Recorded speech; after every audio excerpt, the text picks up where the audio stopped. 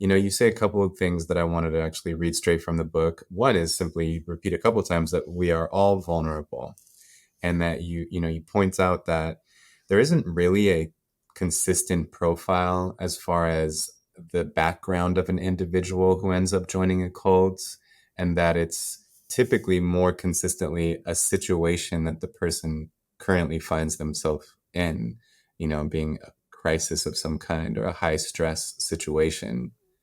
Yep, situational vulnerabilities. And, being an expert in social psychology, and probably most of your listeners are too, the fundamental attribution error, which directs people to this unconscious bias, thinking as they're trying to understand human behavior, what is it about the person that got them in? Steve was weak. He was stupid. He was from a bad family. He didn't have a religious education.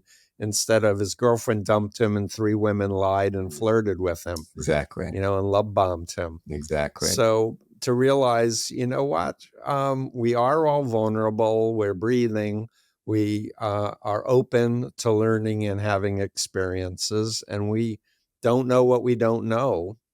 And I just want to add, if I may, Nick, in this 2024 environment, I was talking with a friend and they were like, it was so spooky. I was talking to my wife about, buying this particular car, and boom, it popped up on my social media. And I'm like, did you turn off the microphone on your phone? You're being listened to right now. Yeah. Turn off my microphone? Like, yes, because they're listening. And the information is being shared, because in the United States, there's no data privacy legislation like Europe has. And you know why not? Because big tech and the billionaires care more about selling our attention for advertising than they care about protecting people's well-being. Thank you for expressing that. That's very important to realize or be reminded of regularly. And yeah, what a buzzkill, right? When you think this magical synchronistic event is actually just someone spying on you. And feeding Well, you there's a ads. book by a Harvard professor, I forget her name, on surveillance capitalism is the title of her book.